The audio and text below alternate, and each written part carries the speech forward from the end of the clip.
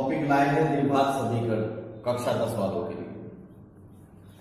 पिछले चैप्टर में हमने पढ़ा बहुपद में, हमने बहुत सारे बहुपद के प्रकार पढ़े। उनमें हमने पढ़ा द्विघात बहुपद ax² + bx + c for a not equal to 0। ये एक द्विघात बहुपद है और अगर यहां पर इक्वल में 0 आ जाए, बराबर में 0 आ जाए या कोई और एनी नंबर आ जाए तो यह बन जाती है समीकरण। तो अब यह है द्विघात समीकरण, इसका ये स्टैंडर्ड फॉर्म है, सामान्य रूप है द्विघात समीकरण। इसके लिए सबसे पहले हमें पहचान जरूरी है। द्विघात समीकरण की पहचान हम कैसे करेंगे, तो उसके लिए मैंने यहाँ पर कुछ एग्जांपल लिखे हैं। यहां हम देखेंगे कौन सी द्विघात समीकरण है और कौन सी द्विघात समीकरण नहीं। जैसे 3x² - 4x + 5 = 0। पॉलिनोमियल में हमने पढ़ा 3x³ - 5x + 7 = दिस। ये त्रिघातीय पॉलिनोमियल है, त्रिघातीय बहुपद है। त्रिघातीय क्यों है? क्योंकि यहां पर इसकी जो डिग्री है वो 3 है।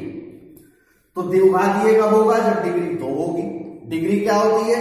किसी बहुपद में उसकी सबसे बड़ी घात, चर की सबसे बड़ी घात उसकी डिग्री कहलाती है। तो यहां पर इसकी जो घात है वो 3 है, इसलिए त्रिघातीय बहुपद है।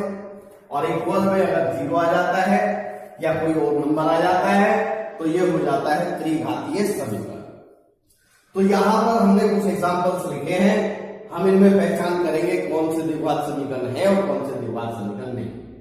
पहला देखते हैं 3x² - 4x + 5 = 0। तो यहां पर हम देखते हैं, यहां पर ये समीकरण तो है ही क्योंकि यहां पर इक्वल का चिन्ह आ रहा है और यहां पर जो x की सबसे बड़ी घात है, चर यहां पर x है, उसकी सबसे बड़ी घात 2 है, इसलिए द्विघात समीकरण है। तो ये द्विघात समीकरण है। यहां पर जो इसकी घात है, जो डिग्री है वो 3 है, इसलिए द्विघात समीकरण नहीं। बच्चों इसको अगर हम चेक करें, यह जो है थर्ड पार्ट, तो इसको यहां पर थोड़ा सिंप्लीफाई हमें करना पड़ेगा। x - 3 2x + 1 = x × x + 5।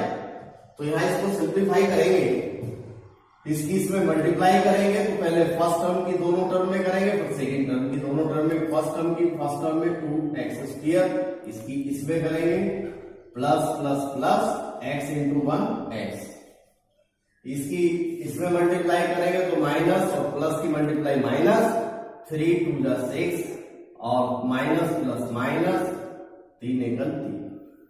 इसी तरह x की x में मल्टीप्लाई करेंगे x² प्लस x की 5 में मल्टीप्लाई करेंगे 5x। इसको सिंप्लीफाई करते हैं, सबको एक तरफ ट्रांसफर करते हैं। तो यहां पर ये जो इधर जाएंगे राइट हैंड साइड से लेफ्ट हैंड साइड में, तो उनके साइन चेंज हो जाएंगे, जो प्लस है माइनस और जो माइनस है वो प्लस, और यहां पर बचेगा 0। तो अब इसको सजातीय पदों को हम कलेक्ट कर लेते हैं। 2x² - x² this one x² plus single x - 6x - 5x, minus यहां पर हो गए 11x और प्लस 1x, तो यहां पर बचा 10x और -3 = 0। तो हम देख रहे हैं इसको फाइनली ये एक द्विघात समीकरण है। इसको देखते हैं, यहां पर जो इसकी डिग्री है उसकी वो 2 है, इसलिए ये भी एक द्विघात समीकरण है। अब आप कहेंगे कि ये इस फॉर्म में नहीं है, ax² + bx + c = 0 की फॉर्म में ये है। क्यों है बच्चों? क्योंकि 3x² इसको हम लिख सकते हैं प्लस x वाला टर्म यहां पर नहीं है, तो उसको हम 0x, उसका जो कॉफिशिएंट है उसको 0 ले सकते हैं, -5 = 0। तो आप देख रहे हैं ये इक्वेशन भी इसी स्टैंडर्ड फॉर्म में है, इसलिए ये भी द्विघात समीकरण है। इसको चेक करते हैं इसी तरह। तो ये द्विघात समीकरण है, इसको हम सिंप्लीफाई करते हैं। x plus 1 upon x is equal to 5। यहां पर हम इसके अपॉन 1 ले लेते हैं इसके डेनोमिनेटर में, और यहां पर इसका जो एलसीएम है x आएगा। एलसीएम लेने के बाद बच्चों आप जानते हो क्या करते हैं, नीचे वालों से इसको डिवाइड करते हैं। जितनी बार वो डिवाइड होता है उसकी मल्टीप्लाई उसके न्यूमरेटर में, उसके अंश में हो जाती है। तो 1 से x को डिवाइड करेंगे तो हम x मिलेगा, x की मल्टीप्लाई x में करेंगे तो x स्क्वायर प्लस x से x 1 टाइम कटेगा, और 1 की 1 में मल्टीप्लाई तो 1 इज इक्वल टू 5, और इसके अपॉन 1 यहां पर हम करेंगे क्रॉस मल्टीप्लाई। इसकी 1 में गुना करेंगे तो x स्क्वायर प्लस 1 बराबर 5x, तो x square plus 1 minus 5x बराबर 0। या इसको हम स्टैंडर्ड फॉर्म में कन्वर्ट कर सकते हैं, इसको डिक्रीजिंग वे में घातों को, x square minus 5x plus 1 equal to 0। तो हम देखते हैं ये भी इसी फॉर्म में है, इसलिए द्विघात समीकरण है। 7th पार्ट में हम देखते हैं, यहां पर इसकी डिग्री है, इसकी डिग्री 1 है, और हमने बताया द्विघात समीकरण होती है जिसकी डिग्री होती है 2। तो इसलिए ये डिग्री चूंकि इसकी 1 है, इसलिए द्विघात समीकरण नहीं। इसी तरह हम इसको देखेंगे 8th पार्ट को, इसको भी थोड़ा सिंप्लीफाई कर लेते हैं। हमने पढ़े हैं अलजेब्रिक फॉर्मूले a plus B square, a square plus 2ab plus B square, और माइनस वालों में यहां आ जाता है a square minus 2ab plus B square. तो यहां पर हम अप्लाई करते हैं इस अलजेब्रिक फॉर्मूले को, बीजगणितीय सूत्र को। तो यहां पर हमारा आएगा एक्स स्क्वायर यानी a square plus B square यानी 4 माइनस दोनों की मल्टीप्लाई का ट्वाइस 2ab, तो 2 into x into 2 is equal to x square plus 3x। तो हम देखते हैं यहां पर ये plus x square cancel out, तो 4 minus 4x is equal to 3x, तो 4 minus 4x minus 3x is equal to 0, तो 4 minus 7x is equal to 0। तो यहां पर हम देखते हैं इसकी इक्वेशन की डिग्री है 1, तो इसलिए चूंकि इसकी डिग्री भी 1 है, 2 नहीं है, इसलिए ये भी द्विघात समीकरण नहीं है। जो डिग्री 1 वाले हैं उनको बोला जाता है रैखिक समीकरण। रैखिक समीकरण। तो बच्चों यहां पर हमने ये सीखा कि द्विघात समीकरण की पहचान क्या है। अब आती है बच्चों जितने घात की समीकरण होती है, यहां हमारा टॉपिक जो है द्विघात समीकरण क्वाड्रेटिक इक्वेशन है। हमें पता होना चाहिए जितने घात की समीकरण होती है उसके उतने ही मूल होते हैं। मूलों की संख्या, किसी समीकरण के मूलों की संख्या बराबर समीकरण की घात, ये बीजगणितीय नियम है। तो हम द्विघात समीकरण पढ़ रहे हैं। द्विघात समीकरण चूंकि इसकी डिग्री 2 होती है, इसलिए इसके मूल भी 2 होंगे। अगर कोई रैखिक समीकरण है अर्थात एक घातीय समीकरण है, उसका एक ही मूल होगा। त्रिघातीय समीकरण है तो उसके 3 मूल होंगे। तो अब बात आती है इस मूलों को हम ज्ञात कैसे करते हैं। मूलों को ज्ञात करने का मतलब जो भी समीकरण में चर है, जो भी चर है एक्स वाई जेड एनीथिंग, जो भी चर है उसका वैल्यू निकालना, उसका जो मान आएगा, जो उस चर का मान आएगा उस समीकरण के, वह उस समीकरण का मूल कहलाएगा। एक छोटा सा एग्जांपल हम लेते हैं, रैखिक समीकरण का ही लेते हैं पहले। Suppose that 3x plus 5 is equal to 0। ये एक रैखिक समीकरण है। अभी मैंने बताया रैखिक समीकरण क्यों है, क्योंकि इसमें जो चर का जो घात है वो 1 है, इसकी डिग्री 1 है, इसलिए ये रैखिक समीकरण है। अगर हमें इसका मूल ज्ञात करना है तो हमें इसे हल करना है।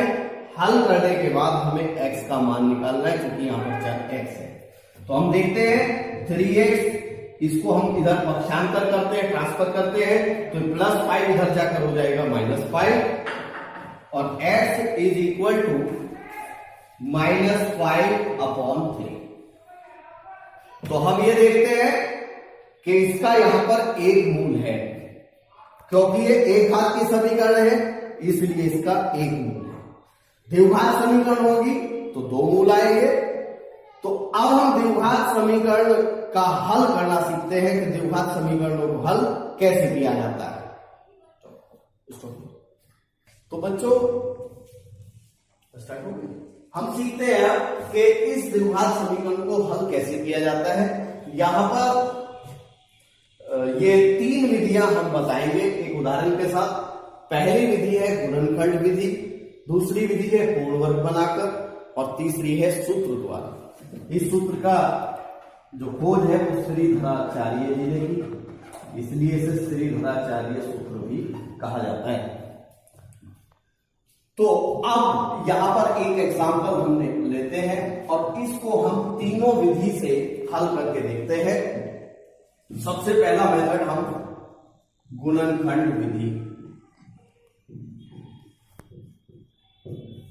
गुणनखंड विधि। बच्चों गुणनखंड विधि में क्या करना है, जिस तरह से फैक्टराइज करते हैं बहुपद को, इसका जो बाहर वाला अंक है वो 3 है और यहां पर 1 है। 3 की 1 में मल्टीप्लाई करेंगे तो 3। अब 3 के ऐसे फैक्टर हमें करने हैं, अगर यहां पर प्लस है तो उनका योग इतना आना चाहिए 4, और अगर यहां पर माइनस है तो उनका अंतर इतना आना चाहिए, जो भी यहां पर संख्या है। तो हम देखते हैं 3 के जो फैक्टर, ऐसे फैक्टर हमें करने हैं, ऐसे गुणनखंड हमें करने हैं। प्लस है यहां पर तो इनको जोड़ने पर 4 आना चाहिए। तो हम देखते हैं 3 और 1 ही इसके फैक्टर हो जाएंगे, क्योंकि 3 + 1 बराबर हो जाता है 4। तो अब हम क्या करेंगे, 3x² एज इट इज रखेंगे, माइनस इस 4 को हम 2 फैक्टर में विभाजित कर देते हैं। 3 + 1 x यहां पर ऐसे ही रहेगा और 1 = 0। तो 3x² - 3x - x + 1 = 0। यहां से इसको पेयर वाइज हम कॉमन ले लेंगे। यहां पर 3 और x दोनों कॉमन आ जाएंगे। कॉमन लेने के बाद यहां पर x बचेगा और यहां पर बचेगा 1। यहां पर -1 कॉमन लेंगे तो -1 यहां +x बचेगा और यहां -1 बचेगा, = 0। तो x - 1, 3x - 1, x - 1 यहां से दोनों पदों में से कॉमन आ गया और यहां पर बच गया 3x और यहां पर 1 = 0। अब दो पदों की प्रोडक्ट, दो पदों का गुना 0 जब हो सकता है जब उनमें से कोई एक का वैल्यू 0, डेफिनेटली 0। तो हम क्या करते हैं, या तो ये 0 होगा या ये 0 होगा। तो यदि x - 1 = 0 है तो x = 1, ये इस समीकरण का पहला मूल हमें प्राप्त हो जाता है।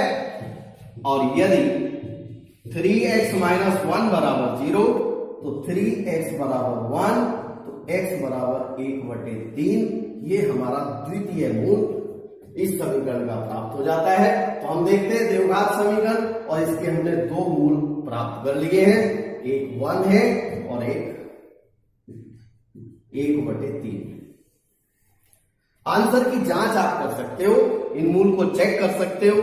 ये जो वैल्यू है x की जगह, चर की जगह आप वापस इस पर रखकर देखिए, अगर वो उसको सेटिस्फाई कर जाती है, संतुष्ट कर जाती है, तो इसलिए हमारा आंसर राइट है। तो आप देखिए 1 रखकर, 1 में रखकर दिखा रहा हूं। तो 3 जहां x है वहां 1, 4 1 + 1 = 0। तो 3 - 4 + 1 = 0। 3 + 1 4 - 4 0, 0 = 0। तो आप देख रहे हैं ये इसे संतुष्ट कर रहा है, अतः x = 1 इस समीकरण का मूल है। इसी तरह हम पद 3 को भी चेक कर सकते हैं।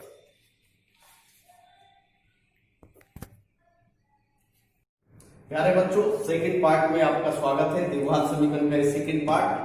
पिछले पार्ट में हमने गुणनखंड विधि द्वारा द्विघात समीकरण का हल सीखा था। अब हम सेकंड मेथड, जो इसका सेकंड मेथड है पूर्ण वर्ग बनाकर द्विघात समीकरण को हल करना, उसको हम देखते हैं।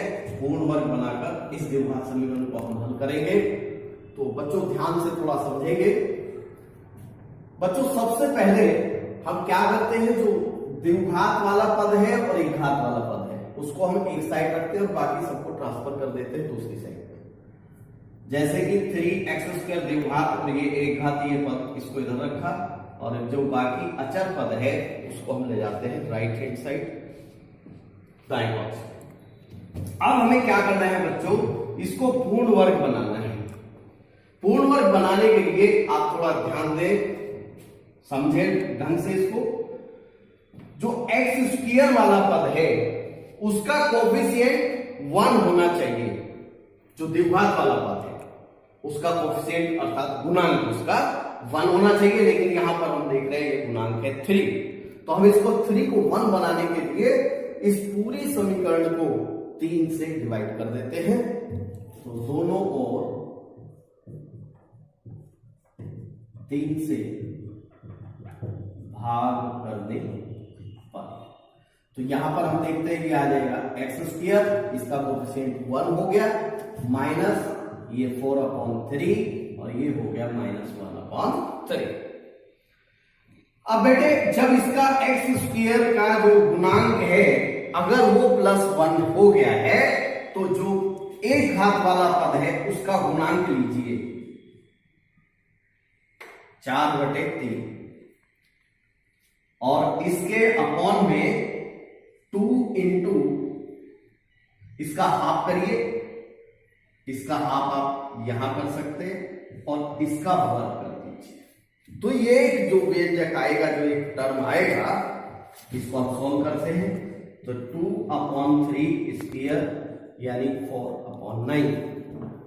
तो 4/9 4/9 हम दोनों तरफ ऐड कर देते हैं, जोड़ देते हैं। दोनों ओर 4/3 जोड़ने पर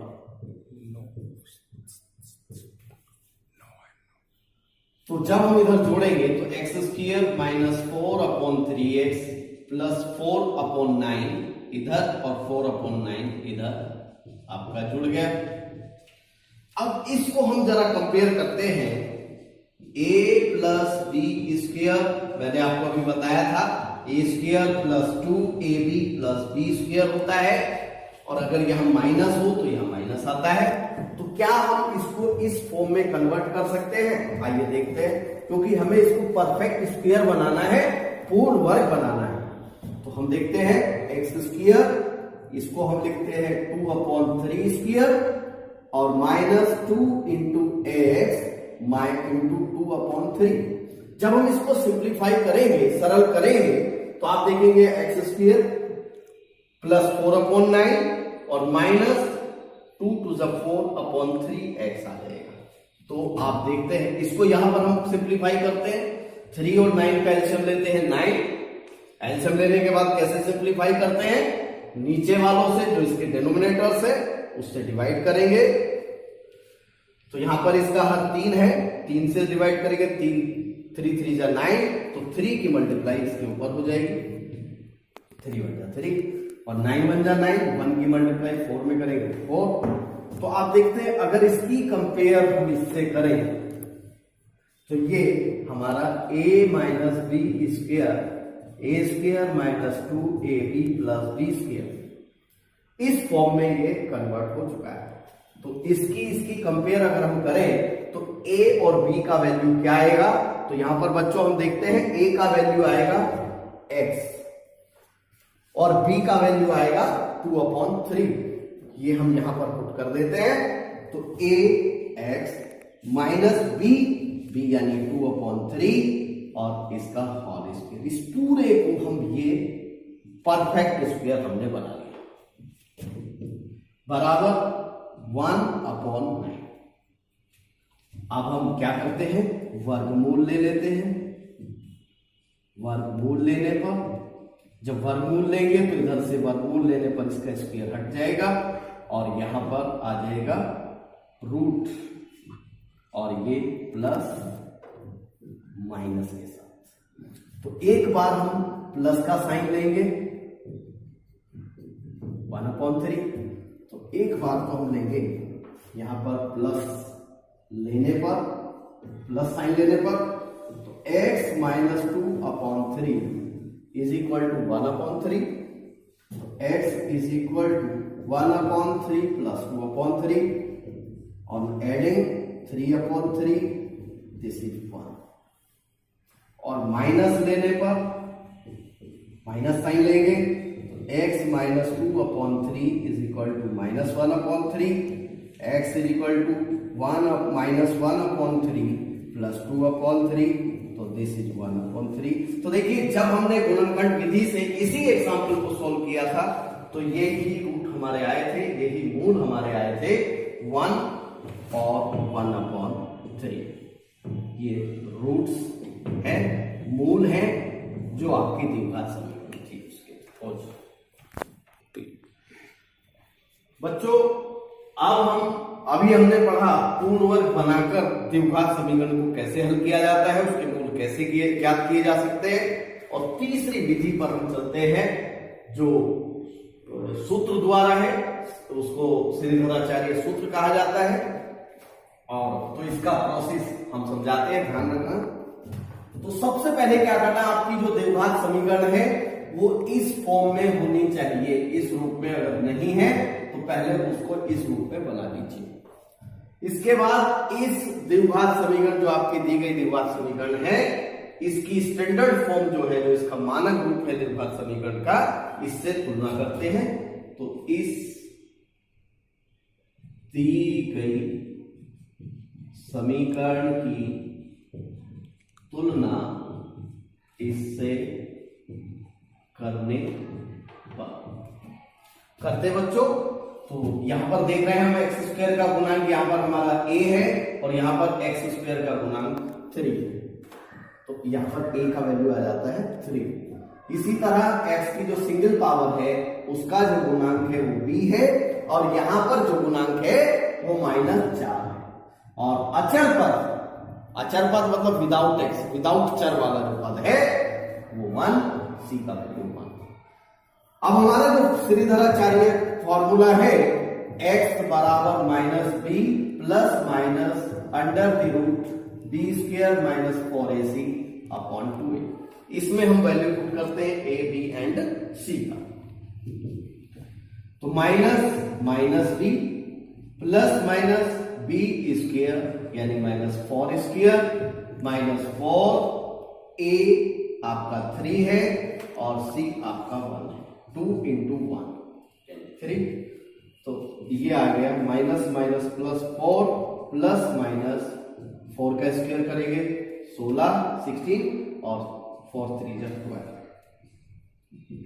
इसको आगे सॉल्व करते हैं तो यहां पर हमारा बचेगा 4/6। x is equal to 4 plus minus √4 हम जानते हैं, ये वैल्यू 2 आ जाएगी। तो यहां पर भी हम दो केसेस लेते हैं, एक बार प्लस लेंगे और एक बार माइनस। तो प्लस लेने पर x is equal to 4 plus 2/6। तो x का वैल्यू यहां पर आ जाता है 6/6, 6 × 6। तो आपका पहला मूल हमें प्राप्त हो जाता है x बराबर 1। इसके बाद हम माइनस लेंगे, माइनस लेने पर, माइनस साइन लेने पर, तो x इज इक्वल टू 4 - 2/6। तो x is equal to 2/6, x is equal to 1/3। तो हम देखते हैं ये हमारा दूसरा मूल आ जाता है, x इज इक्वल टू 1/3। जो हल हमने गुणनखंड विधि से किया था, जो पूर्ण वर्ग बनाकर किया था, या जो हमने सूत्र द्वारा किया गया है, तीनों में जो हमारा आंसर है वो x बराबर 1 और x बराबर 1/3 ये पूरी तरह सेटिस्फाई हो रहा है। तो इस तरह बच्चों हमने सीखा है कि द्विघात समीकरण को हल किस तरह किया जाता है। अगले पार्ट में हम सीखेंगे कि यहां इसके जो मूल हैं उनके लक्षणों के बारे में जानकारी करेंगे। प्यारे बच्चों को अब हम द्विघात समीकरण का तीसरा पार्ट स्टार्ट कर रहे हैं। और तीसरे पार्ट हमने पहले पहले पार्ट में हमने द्विघात समीकरण को समझा, द्विघात समीकरण की पहचान को समझा, उसके मूल क्या होते हैं उसको समझा। उसके बाद हमने उसको मूलों को निकालना किस तरह से ज्ञात करते हैं वो 3 मेथड सीखे, और उसमें गुणनखंड विधि और आपका सूत्र द्वारा और पूर्ण वर्ग बनाकर परफेक्ट स्क्वायर विधि से मूल कैसे ज्ञात किए जाते हैं, इस चीज को हमने सीखा। तीसरे पार्ट में हम ये देखेंगे समीकरण को बिना हल किए हम उसके मूलों के लक्षण के बारे में पता कर सकते हैं। उसमें हमें हल करने की आवश्यकता नहीं पड़ेगी कि इसके मूल, इस द्विघात समीकरण जो आपको मूल समीकरण दी गई है, इसके मूलों के लक्षण किस प्रकार के हैं, वो वास्तविक है, वो काल्पनिक है, वो बराबर है, वो परिमेय है, वो अपरिमेय है। तो उसके लिए हम क्या करते हैं, सबसे पहले हमें पता करना होगा विविक्तिकर। इंग्लिश में इसको डिस्क्रिमिनेंट बोलते हैं। तो d, इसको d से डिनोट करते हैं, d बराबर b² माइनस 4ac।